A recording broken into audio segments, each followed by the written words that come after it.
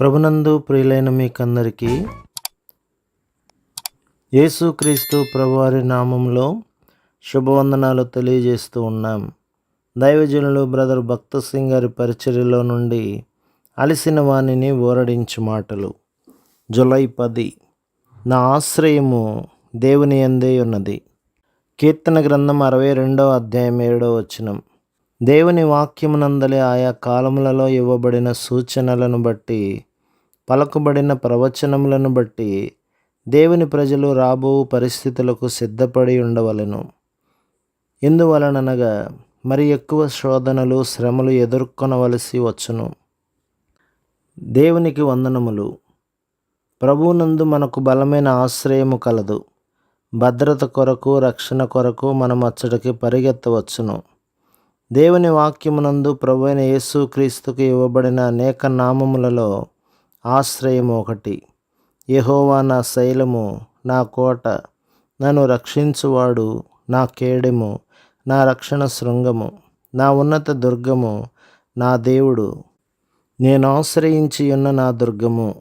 కీర్తన గ్రంథం 18వ అధ్యాయం 2వ వచనం. ఇంకను సైన్యములకు అధిపతియగు యెహోవా మనకు తోడై ఉన్నాడు. యాకోబు యొక్క దేవుడు మనకు ఆశ్రయమై ఉన్నాడు. కీర్తన గ్రంథం 46వ అధ్యాయం 7-11 వచనాలు. ఎవరైతే ఆయనను తమ సొంత రక్షకునిగా అంగీకరించిరో వారు నిత్యమైన ఆశ్రయము కొరకు ఆయన యొద్దకు పరిగెత్తవచ్చును. పాత నిబంధన కాలములో ప్రభువు యెహోషువతో 6 ఆశ్రయపురములను ఏర్పరచవలెనని, పొరపాటున ఒక వ్యక్తిని చంపినవాడు ప్రతి హత్య చేయువాని చేతిలో పడకుండా ఆ పురములో చేరవలెనని తెలిపెను. యెహోషువ గ్రంథం 20వ అధ్యాయం 2-3 వచనాలు. ఈ ఆశ్రయము కొద్ది కాలం వరకే, అనగా ప్రధాన యాజకుడు బ్రతికి ఉన్నంత వరకే. కానీ యేసుక్రీస్తు ప్రభువుతో మనము కలిగి ఉన్న భద్రత, ఆశ్రయము ఎన్నటికీ ఉండును. ఆ 6 ఆశ్రయపురములు కేదేషు, షెకెము, హెబ్రోను, బేసేరు, రామోతు, గోలాను అనునవి. ఈ పేర్లన్నీ మనం యేసుక్రీస్తు ప్రభువులో ఎట్టి భద్రతను కలిగి ఉన్నామో తెలుసుకొనుటకు సహాయపడును. మొట్టమొదటి ఆశ్రయపురము కేదేషు, అనగా పరిశుద్ధత అని అర్థము.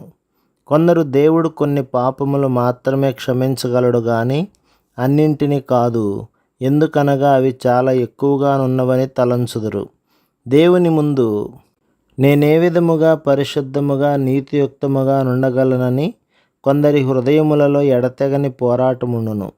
అందరితో సమాధానమును పరిశుద్ధతయు కలిగి ఉండుటకు ప్రయత్నించుడి. పరిశుద్ధత లేకుండా ఎవడును ప్రభువును చూడడు అనియు హెబ్రీ పత్రిక 12వ అధ్యాయం 14వ వచనం. అదే విధముగా మీ పరలోకపు తండ్రి పరిపూర్ణుడు గనక మీరును పరిపూర్ణులుగా ఉండెదరు అని చెప్పుచున్నది.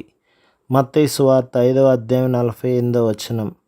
మరలా నేను పరిశుద్ధుడను కనుక మీరును పరిశుద్ధులై ఉండుడి. పరిశుద్ధులుగా నుండవలెననడి కోరికతో చాలామంది దాన ధర్మములు చేయుదురు, తీర్థయాత్రలకు వెళ్ళుదురు. కొంతమంది తమ శరీరములను బాధపరుచుకుందరు. రోమన్ క్యాథలిక్ వారు పరిశుద్ధ ప్రార్థన, హోలీ మాస్లో పాలి భాగము పొందిన ఎడల అన్నీయూ కాకపోయినను కొన్ని పాపములైనను క్షమించబడునని తలంచుదురు. ఆ విధముగా చాలామంది పరిశుద్ధముగా ఉండవలెనని అనేక విధములుగా ప్రయత్నించుదురు గాని ఇంకనూ దౌర్భాగ్యకరముగా అగుదురు. యేసుక్రీస్తు ప్రభువే మన పరిశుద్ధత. ఆయన మన అపరాధముల నిమిత్తం అప్పగించబడి మనము నీతిమంతులముగా తీర్చబడుటకై లేపబడెను. రోమపత్రిక 4వ అధ్యాయం 25వ వచనం. ఆయన వర్తమాన, భూత, భవిష్యత్ కాలపు పాపములన్నీ కప్పివేయును. అది సంపూర్ణమైన రక్షణ.